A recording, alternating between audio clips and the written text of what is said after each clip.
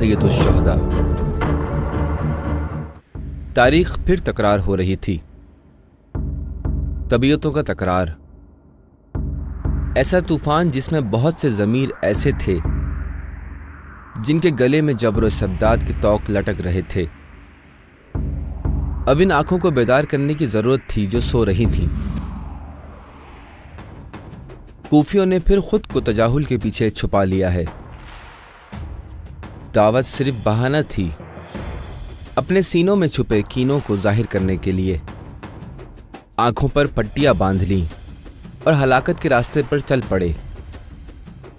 फुस्को फजूर के दरबार से हासिल होने वाले मालो दौलत और सोने के सिक्कों ने खून से सुर्ख बुनियाद रखी, दिल में लगी गिरहों को अया कर दिया। हर खासो आम ने बातिल की राह अपना ली, हक गली कूचों में गुम हो गया। मसनद हुकूमत पर बैठने वाले खिलाफत के वसवसे ने मकाम और रियासत की हविस को बढ़ा दिया। खुदा के साथ भी मकरो फरेब करने लगे। अदले अली के साथ दुश्मनी ने इनके वजूद को घेर रखा था और अली के हाथों जख्मी होने वाले इनके सीने खून बहाने को आमादा थे। अली की हक ख्वाही इनके वजूद पर ताजियाना था। तारीख तकरार हो रही थी, जाहिलों की जहालत अंगड़ाइयाँ ले रही थी, सीनों में कीने जड़ पकड़ रहे थे, शक व तरदीद में इजाफा हो रहा था, मुखालफतें और दुश्मनियाँ सफ बंदी कर रही थीं।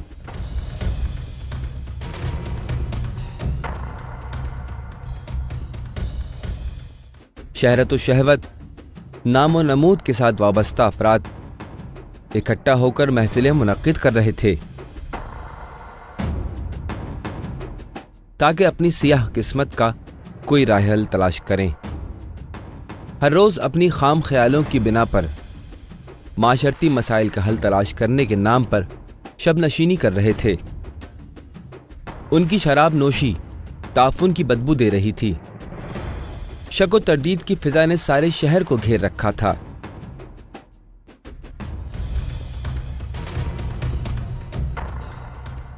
मुआविया अलनी तौर पर पैमान शिकनी कर रहा था। उसने पूरी कुव्वत के साथ कोशिश की कि लोगों को यजीद की बैत पर आमादा करे। वह हुसैन की तरफ से आसूदा खातिर था, क्योंकि वो जानता था कि हुसैन भी अपने वालिद और अपने भाई की तरह कभी पैमान शिकरी नहीं करेंगे। उसने तमाम गवर्नर्स को हुक्म दिया कि यजीद की वली अहदी पर अवाम से बैत तलब करें। मुआविया का इसरार था कि जब तक वो जिंदा है यजीद को मजबूत कर जाए। वो यजीद की तारीफ करता और चाहता था कि अवाम के अंदर बतौर खिलाफत का अहल मुतारिफ करवाए। 60 हिजरी में मुआविया इब्ने अबू सुफियान 80 साल की उम्र में दमिश्क शहर में दुनिया से चल बसा। जंगल में आग की तरह यह खबर मुस्लिम मुमलिकत के गोशो किनार में फैल गई। यके बाद दीगरे पैगाम ले जाने वाले बड़े शहरों में पहुंच रहे थे और खलीफा के मरने की खबर का ऐलान कर रहे थे। यजीद बेबाक होकर और बगैर किसी रुकावट के खुद को लोगों का अमीर और खलीफा ऐलान कर रहा था, ताकि एक मर्तबा फिर तारीख के चेहरे पर बदनुमा दाग लगा दे। उसी साल 25 रजब की शाम एक एलची मदीना पहुंचता है। एलची इस खुले खत के अलावा एक और सरबस्ता खत भी हमरा लाया था। यह खुफिया खत यजीद इब्ने मुआविया की तरफ से मदीना के गवर्नर और चचाजाद वलीद इब्ने अतबा के नाम था। इसमें ऐसा फरमान था जिस पर अमल दरामद मुआविया की मौत का ऐलान करने से पहले करना जरूरी था। खत पढ़ने के बाद वलीद परेशान हो गया। यजीद ने मुख्तसर और वाज़ेह तौर पर लिखा था कि जो ही यह खत तुम्हारे हाथ में पहुंचे फौरन हुसैन इब्ने अली, अब्दुल्ला इब्ने जुबैर को अपने पास बुलाओ और मेरे लिए उनसे बैत लो, और अगर वो इनकार करें तो उनका सर काटकर मेरे लिए भेज दो। अवाम की निस्बत भी ऐसा ही करो। जो कोई बैत को कबूल ना करे इसके साथ भी वही काम अंजाम दो। वस्सलाम। वलीद बेबस और खौफजदा होकर राय हल सोच रहा था। वलीद का पैगाम लेकर उसका एलची मस्जिद में इमाम हुसैन के पास आया ताकि इमाम हुसैन को वलीद के पास हाजिर होने का कहे। वलीद के सामने मुश्किल रास्ता था, या वो खलीफा के हुक्म की नाफरमानी करता या आले पैगंबर के साथ मुखालिफत करता। वलीद ने मदीने के साबिक गवर्नर मरवान इब्न हकम को अपनी मदद के लिए बुलाया। मरवान ने बगैर सोचे समझे वलीद को ज्यादा मुश्किल रास्ता इंतखाब करने का मशवरा दिया। उसने कहा, मर्ग माविया की खबर उन तक पहुंचने से पहले उन्हें कत्ल कर डालो, क्योंकि अगर वो मर्ग माविया से मुत्तला हो गए तो उनमें से हर एक अलाम बगावत उठाएगा और अवाम को अपने गिर्द जमा कर लेगा। इमाम हुसैन अपने घर चले गए, 2 रकत नवाफिल अदा किए और दुआ की। अपने जद्दे बुजुर्गवार हजरत मोहम्मद सल्लल्लाहु अलैहि वसल्लम से राज़ो नियाज करते रहे। मदीने से सफर करने से पहले कई मर्तबा नाना के मज़ार पे गए और अलविदाई राज़ो नियाज करते रहे। इमाम हुसैन ने अपने असहाब व अजीजों को बुलाया। उनसे कहा, वलीद ने मुझे बुलाया है। मेरा ख्याल है कि वह मुझसे ऐसा काम चाहता है जिसे कबूल करना मेरे बस में नहीं। जब मैं इसके दरबार में जाऊं तो आप लोग चाको चौबंद रहना और दरवाजे पर खड़े रहना। अगर मेरी आवाज आप सुने तो अंदर आ जाएं और इसके लिए रुकावट बन जाएं। इमाम हुसैन अलैहिस्सलाम वलीद के महल पहुंचे और असहाब बाहर दरवाजे पर मुंतज़िर खड़े रहे। इमाम हुसैन के भाई मोहम्मद इब्न हनफिया इमाम की निस्बत परेशान थे। उन्होंने अपने तई एक राय हल तलाश किया था। उन्होंने इमाम हुसैन से चाहा कि शहर और आबादी से कहीं दूर चले जाएं और पनाह ले लें। अपने असहाब की मदद से लोगों को अपने गिर्द जमा करें। इमाम हुसैन ने पूछा, ए भाई, आप क्या कहते हैं, मैं कहाँ चला जाऊं? उन्होंने कहा, मक्का चले जाएं। अगर हरम आपके लिए पुरअमन रहा तो वहीं रहें, और अगर वहां के लोग आपकी हिमायत में ना हुए तो कहीं और चले जाएं। शहरों से गुजरते हुए चलते जाएं, शायद कोई आसानी हासिल हो जाए। इमाम हुसैन ने कसम खाकर कहा, अगर सारी अर्ज पर कोई पनाहगाह ना मिली फिर भी यजीद की बैत नहीं करूंगा। इब्ने हनफिया के गिरिया ने सुखन इमाम हुसैन को कता कर दिया।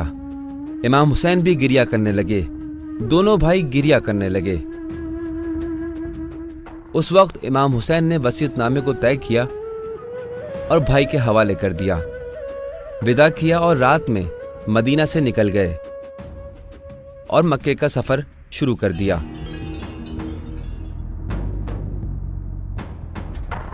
हुसैन इब्ने अली ने खानदान और असहाब के हमरा अपने जद रसूल खुदा को विदा किया और मदीने को छोड़कर मक्के की तरफ चल दिए।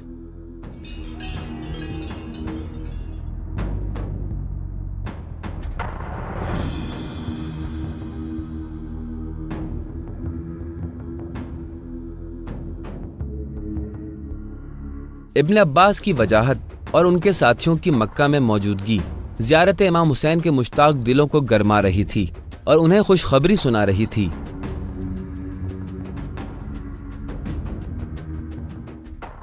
मक्का वालों की आंखें खुलती हैं और काफले के कदमों की आहट सुनाई देती है।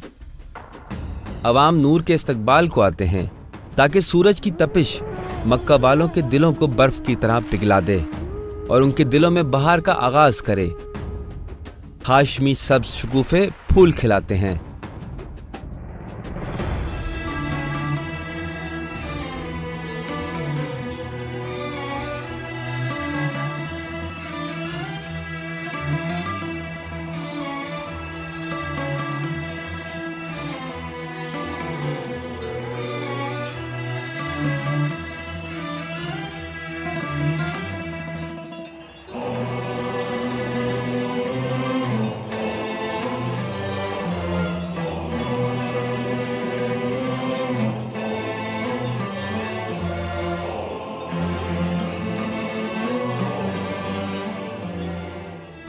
आसमान पर चमकता सूरज जमीनी सूरज की हरारत का गवाह था। ऐसे काफिले की आमद थी कि जिसकी सारी जिंदगी इश्क पर मबनी थी।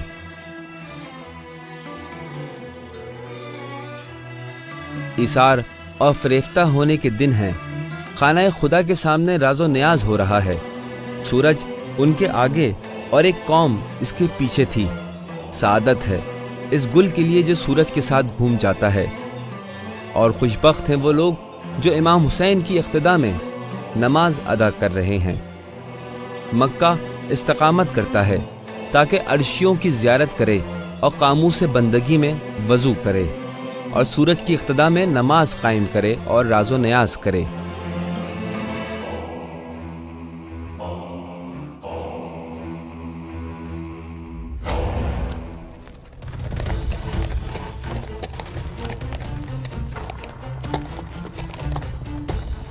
मक्का में इमाम हुसैन की सकूनत के दौरान सलमान इब्न रज़ीन बसरा की तरफ इमाम हुसैन के सफ़ीर बनकर जाते हैं और बसरा के सरदारों को इमाम हुसैन का ख़त पहुंचाते हैं और उन्हें दावत देते हैं, लेकिन किसी ने मुस्बत जवाब न दिया।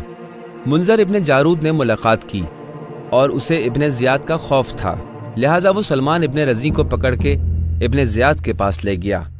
इब्न ज़ियाद ने इमाम हुसैन का ख़त देखा, पढ़ा, वो गुस्से में आया और उसने सफ़ीर इमाम हुसैन का सर काट दिया।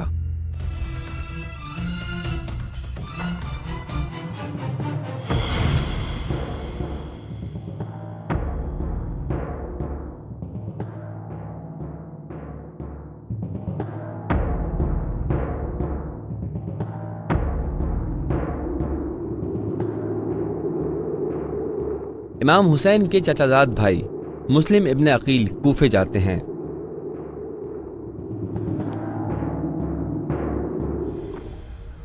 ए कूफियो, क्यों हजारों खत लिखे और सफीर इमाम हुसैन के साथ नासिपासी की सुन्नत पर अमल किया? बेचैनी और खौफ ने कूफे की गली कूचों को रंगीन कर दिया था। मुस्लिम कूफा पहुंच गए।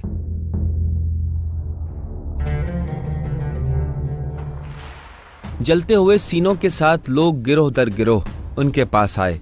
सित्ते नबी का खत उनके लिए पढ़ा। 18,000 लोगों ने नुमाइंदा सूरज के उन्वान इस चांद की बैत कर ली।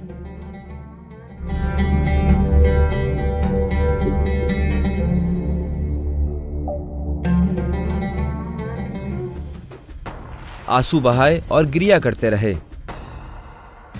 बाज अफराद हालात को दर्क कर रहे थे और उनकी कैफियत से वाज़े था। उनकी आंखों से उनके शौक और इश्तियाक का इजहार हो रहा था।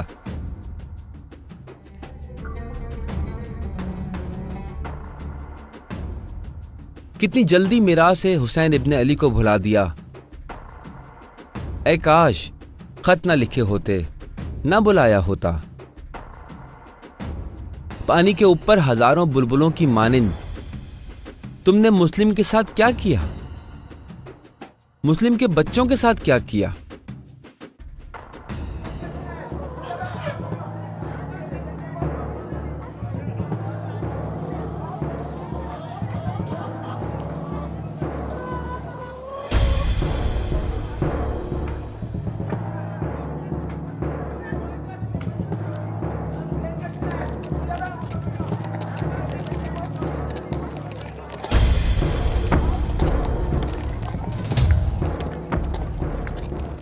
कूफियों ने अपना एक नुमाइंदा यजीद की तरफ भेजा और कूफे में नोमान इब्ने बशीर की कमजोर हुकूमत की इत्तला दी।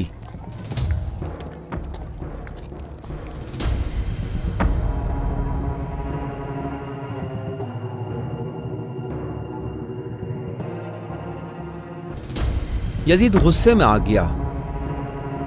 अपने अजनबी दोस्त के साथ मिलकर साजिश तैयार करने लगा। कातिब लिख रहा था,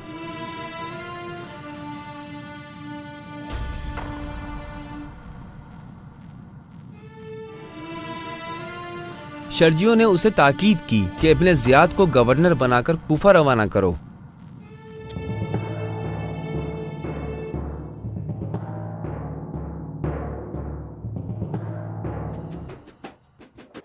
गोया एक शोम साया एक बार फिर कूफे पर छाने वाला था।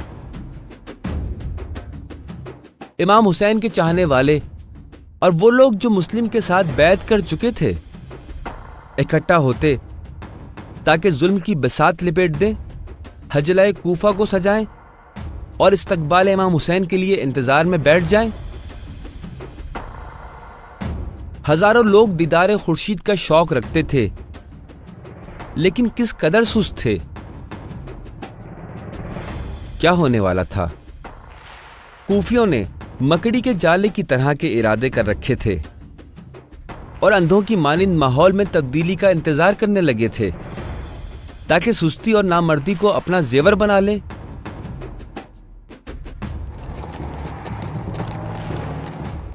इब्ने जियाद कूफे के दरवाजे से हिजाजियों के भेस में दाखिल हुआ।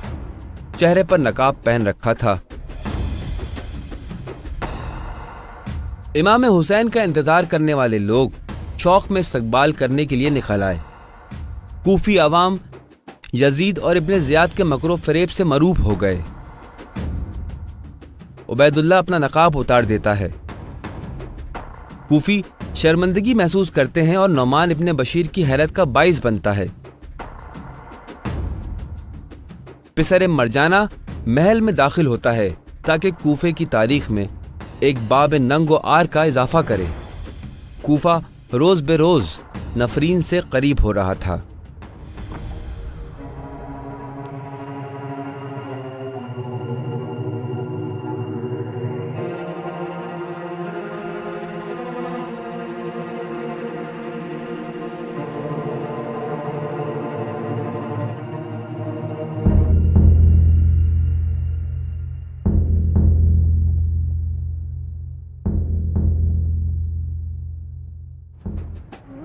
बैठ जाओ, बैठ जाओ मस्ती के तख्त पर, अबदी लानत के तख्त पर।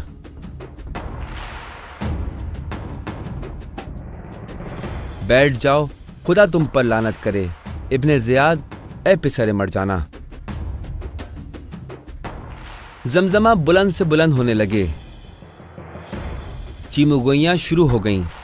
किसके साथ जंग करें और कौन हक पर है? हुसैन इब्ने अली के सफीर की खबर शहर में फैल चुकी थी और तूफान उठने वाला था।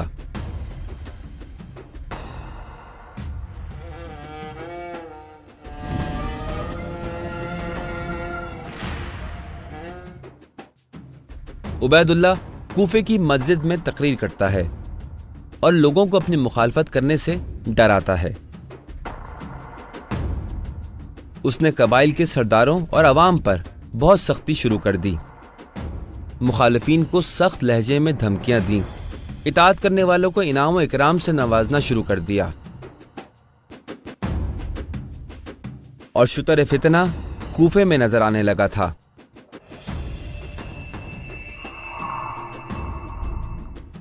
कल के कीने और दुश्मनियों ने आज की बैत को तोड़ दिया। सोने चांदी से भरे दिलों ने दुश्मनी और बैत शिकनी का रुख कर लिया।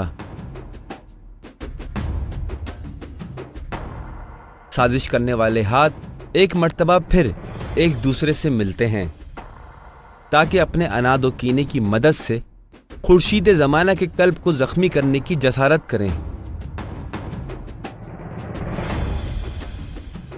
इब्ने जियाद ने अपने एजेंट माकल को जिम्मेदारी दी कि वो मुस्लिम के छुपने की जगह को तलाश करे। उसे 3000 दरहम दिए ताकि वो खुद को मुस्लिम के करीब करे। इब्ने जियाद के नौकर लोगों के दरमियान दरहम और दिनार तकसीम कर रहे थे ताकि उसके एजेंट बनकर इत्तलात जमा करें।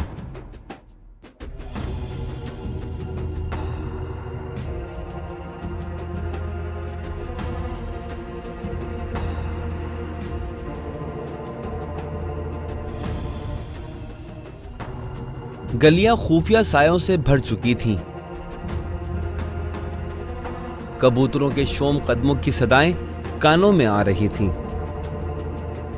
मुस्तहकम जंजीरें सकूत तोड़ रही थीं और आपस में मिल रही थीं।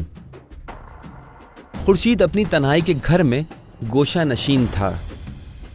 उसके सफीर को नहीं पहचान रहे थे और उसे बेगाना कर दिया था। जहर आलूद तलवारें शको तरदीद के गिलाफ में थीं। उनके मजबूत और कौमी हाथ लरज रहे थे। यकीन ने अपनी जगह शको गुमान को दे दी थी।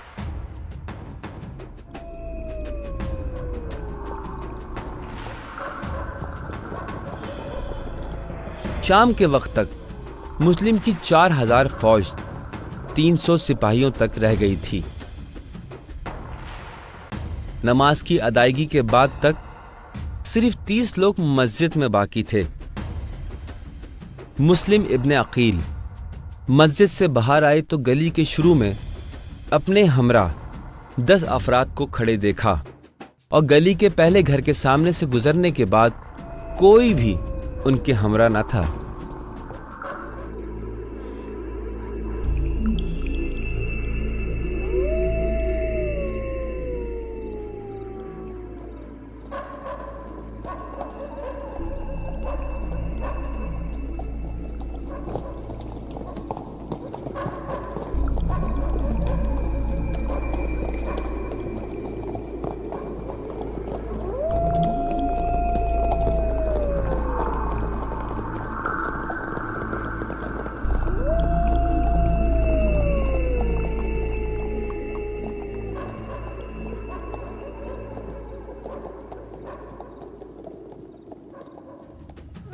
मुस्लिम तन्हा, सरगर्दां और मजरू थे। कूफे की गलियों को उबूर कर रहे थे। ऐसा लग रहा था कि जैसे वो अपनी इस सरनविश से पहले ही आगाह थे। एक औरत के घर के बाहर जा बैठे। ए तुआ, तुमने इन नामर्दों के दरमियान क्या खूब मेहमान नवाजी की है। तेरे सामने सारी मर्दानगी ताजीम करेगी। एक फर्द पर मुश्तमिल सारी फौज थी। वो औरत जिसने अपने अच्छे अखलाक के साथ मुस्लिम के रूही जख्मों पर मरहम रखा। अगर तुम सक्का पानी पिलाने वाली होती तो करबला में बच्चों और बानुआने हरम को पानी पिलाती।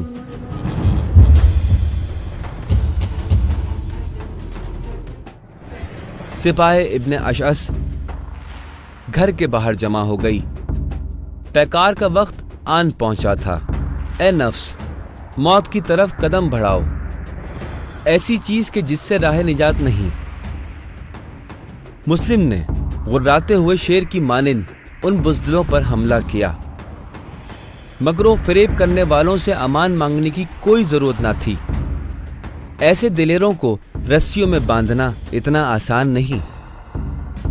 कसम खाई है कि सरफराज रहोगे और आजादाना कत्ल होगे। खुर्शीद के पड़तू की मानिंद जाहिर होते हो और पलट जाते हो। मुकाबला करो, मुकाबला करो।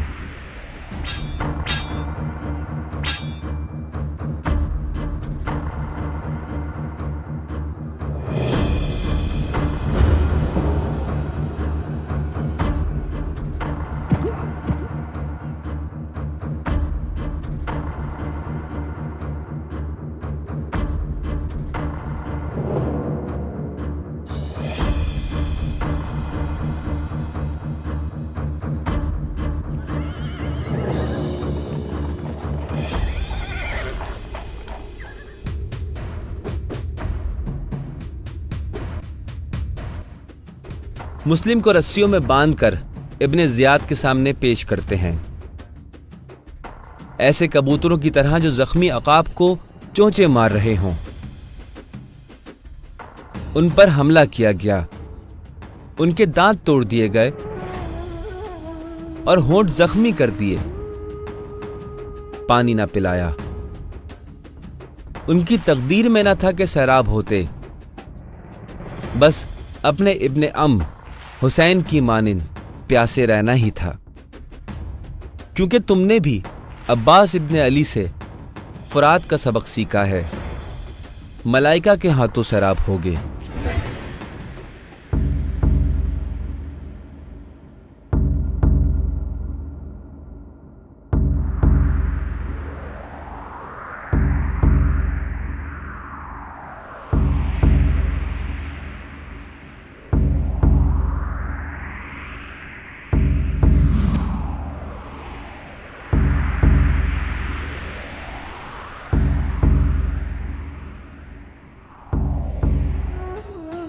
इब्न ज़ियाद ने अपनी नजिस हकीकत को सफ़ीर हुसैन इब्न अली के कान में सरगोशी करते हुए कहा।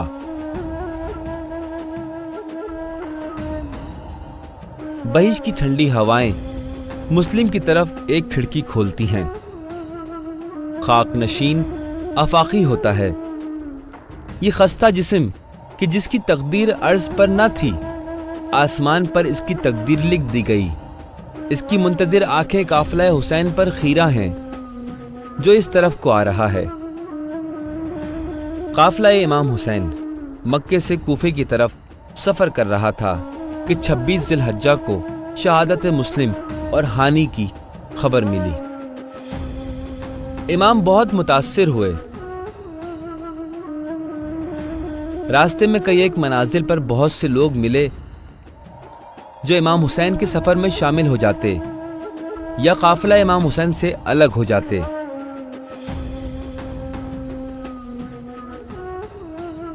कारवान मंजिल बे मंजिल रोज़े वाक़िया पहुंचने की तरफ बढ़ रहा था। अब्दुल्ला इब्न जाफर ने औनो मोहम्मद को नुसरत इमाम हुसैन के लिए भेजा ताकि रास्ते में किसी मंजिल पर इमाम हुसैन के साथ मिल जाएं।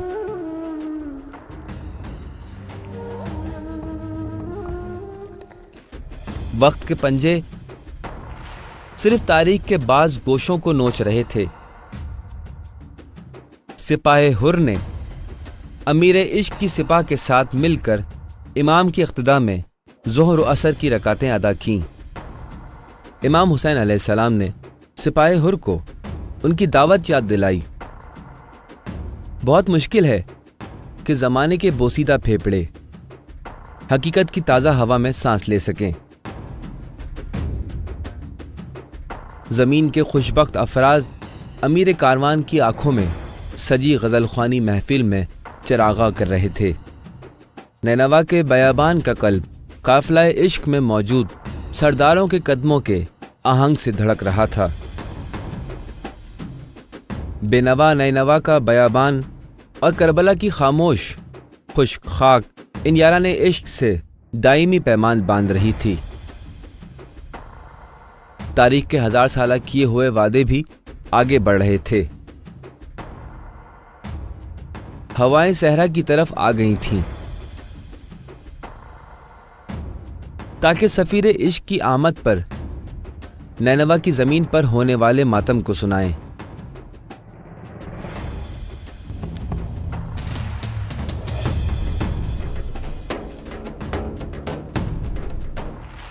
तारीख ने तुम्हारी कुनियत अख्वल इश्क रखी है, तुम्हारा लक़ब अख्वल वफा रखा है।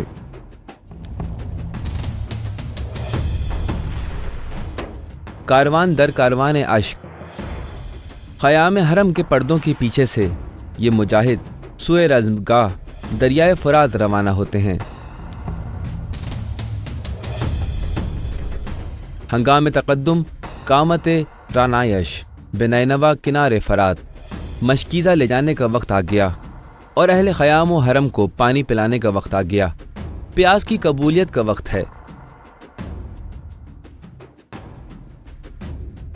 अक्ल, इज्जत और मोहब्बत का मफहूम इश्क में समझा जा सकता है।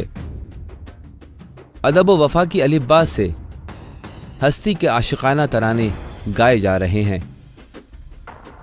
अकीदत सिखाने वाले ए महताब बाजू कलम हो जाने के बाद पानी के मशकीज़े को दांतों से पकड़ते हैं। रिवायत हैरान है कि किस तरह माजरा की तशरीह करे। चांद के टुकड़े ए कमर ए मुनीर तेरे हाथ दरियाए फुरात पर रह गए।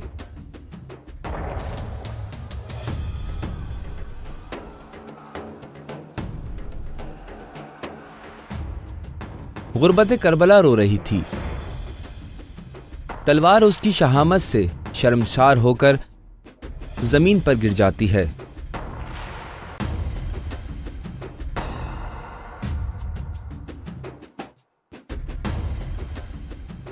उसकी रसा आवाज ने बस सिफतों के बदनों में राशा तारी कर दिया था। तुम्हें कत्ल करने के लिए आगे बढ़ते हैं, तुम्हें कत्ल करने की हसरत के साथ घेर रहे थे और वहशियाना वार कर रहे थे। कभी भी अशराकियत की आंखें बंद नहीं हुईं। फरिश्तों की नवाजिश में रक्स से जुनून कर रहे होगे। तुम्हारे अदब को देखकर पानी भी जोश में आ गया होगा। आह ए अहले हरम, सैयद सालार नहीं आया। आह अहले हरम, अलमदार नहीं आया।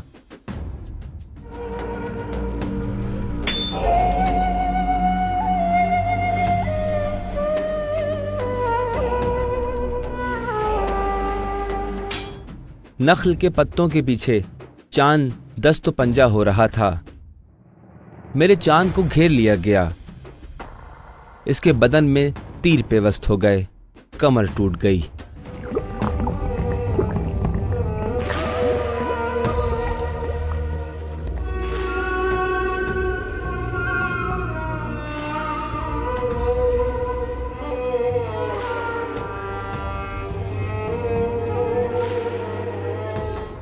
खाक नैनवा जुज़्ब इशारत, आफ़ताबी खुर्शीद नैनवा नमी परत।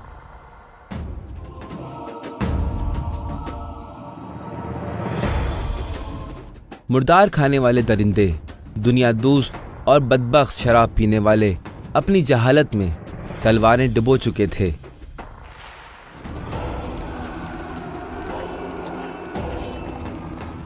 फितने और फसाद की खातिर वो हविस के घोड़ों पर सवार थे। यजीद के सिपाही सरतपा अंधे लश्कर जंग के लिए निकलते हैं। अंधी हट दर्मी से पीछे नहीं हटने वाले थे और वो अपनी नादानी पर इसरार कर रहे थे। तारीख में सफीन सिफत और खवारिज की तीनत वाले एक मर्तबा फिर सर उठा रहे थे। वो अपनी दुनिया को नापूरी होने वाली उम्मीदों और झूठी आरजुओं पर मुतमईन कर चुके थे।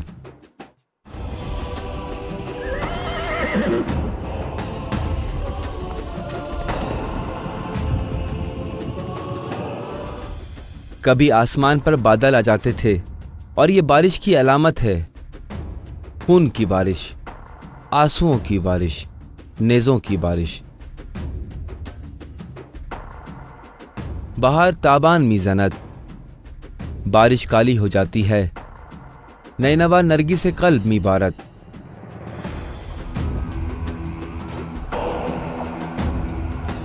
तारीख बहाना दर बहाना अज अदब में गुयात, तराना दर तराना अज तरन्नुम सरायत।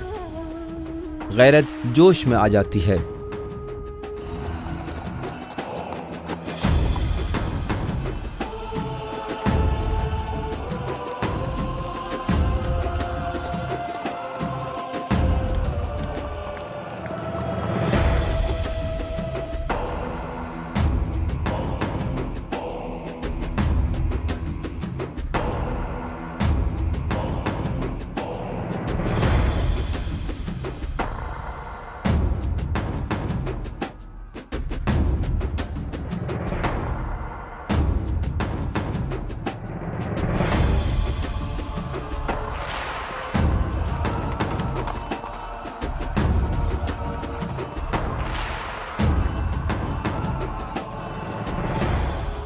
मुसाफिरों के अश्कों की बारिश में खून आ रहा था। शीशमाहे का शीरीन खून इसके लबों से निकलकर सुल्तान इश्क के हाथों पर बह रहा था। फलक के रहने वालों का सरवर हरामियों के सामने खड़ा था। परवाज का वक्त है। हुरमला तीन भाला कीने और दुश्मनी और नफरत का तीर छोड़ रहा था। रबाब की कोख से पैदा होने वाले शीशमाही की प्यास पर फिजा नौहा कुना है। वसी आदम व मुस्तफ़ा गौहर मजलूम करबला ज़मीन नैनवा को गवाह बनाकर अपनी अमानत उसके सपुर्द करते हैं। वसी और नीले आसमान की तरफ मुंह करके सरदार इश्क अपनी मजलूमियत बयान करते हैं। आंसुओं के हलकों से खुदा की रज़ा चाहते हैं। गरीबाना अज़मत और जलालत इस वीरान ज़मीन पर प्यास की इंतहा के लम्हात खाक पर लहू की मानिंद टपक रहे थे।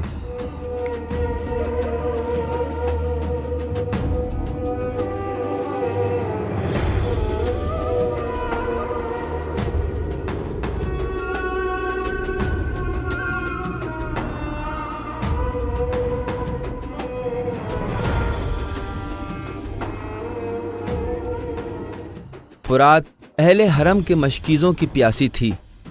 सहरा फुरात से भी ज्यादा प्यासा था।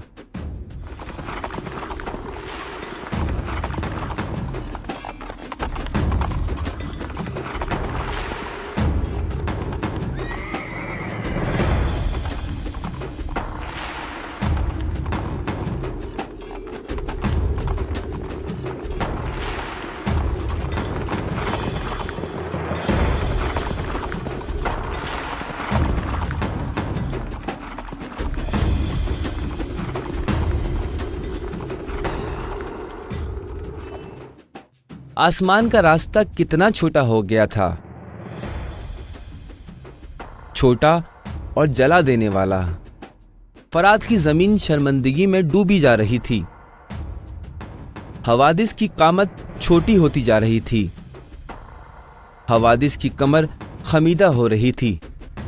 नैनवा की खाक के जर्रे सूरज की तपिश के थपेड़े का माना बयान कर रहे थे। दुश्मन ने सूरज के सामने प्यासा रखा और तौहीन और तहकीर करने की कोशिश करते रहे। करबला 2 सूरज का गहवारा बन गया था।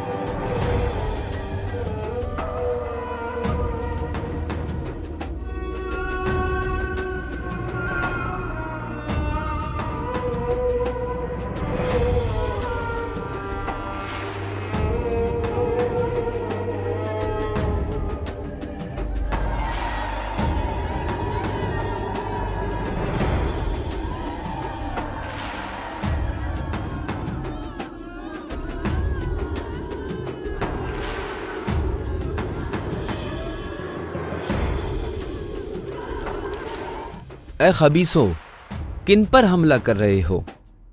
ए कमीनों, किस बात पर फख्र कर रहे हो?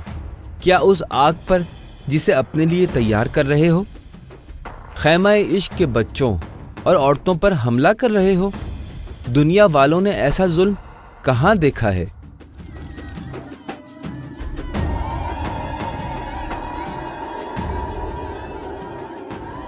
खुदा तक जाने के लिए सिवाय जान की अदायगी के कोई और कीमत नहीं।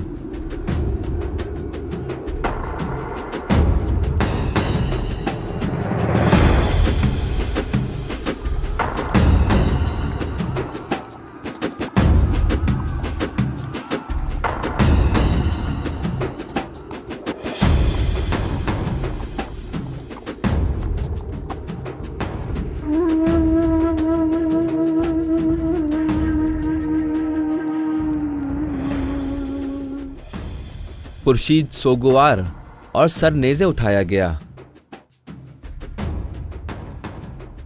जिहाद के घोड़ों पर जीन लगाई गई। इश्क अपने पूरे कद के साथ कतलगाह की बुलंदी पर खड़ा है। सूरज दश्त नैनवा में चुप पड़ा है। चले जाते हैं और सूरज ठहरने वाला है। सूरज तो नेज़े पर है।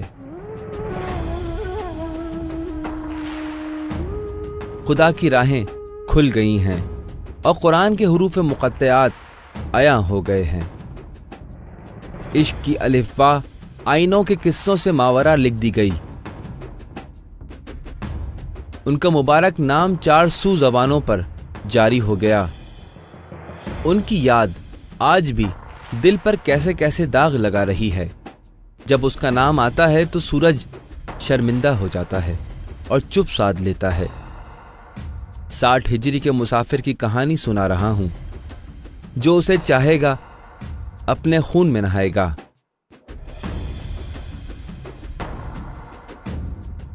यह खुदा का बोसा है जो उसकी रगों पर हुआ है, रोया है।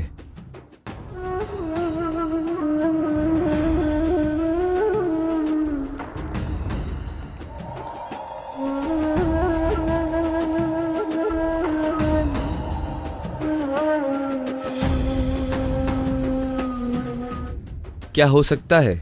सर, नेज़ा, जंजीर और पाँव और ज़ैनब और कैदी। कौन सा रास्ता? आह,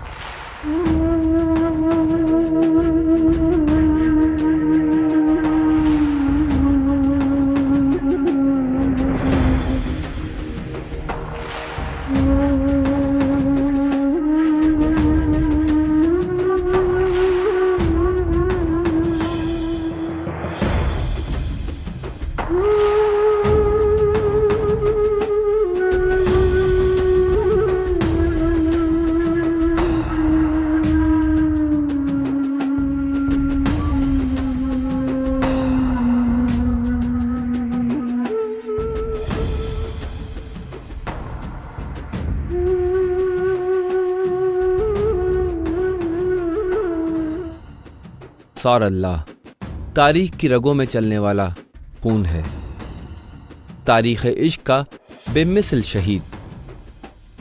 नैनवा की तन्हा खातून मरसिये पढ़ते हुए गले सहरा के प्यासे मुसाफिरों की दास्तान बयान कर रहे हैं। नैनवा के बेकरार परवानों की माँ, कितनी दफ़ा तुम्हारा दिल पहाड़ बना और फिर इस पर ज़लज़ला आया। हजार दाग सहती बानो, हजार गम सहती बानो, हजार पहाड़ों जितना गम दिल में लिए सोग में बैठी है। कहाँ जा रहा है? ये काफिला बनी हाशिम है।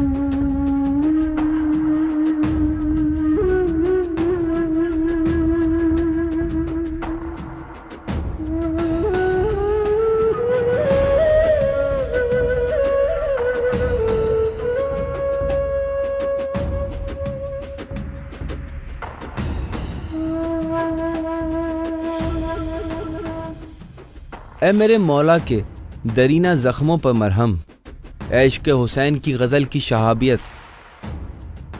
जब तक खुदा की खुदाई बाकी है, शाह करबला की मजलिस अज़ा बरपा है। बोलो ज़ैनब, बोलो ज़ैनब।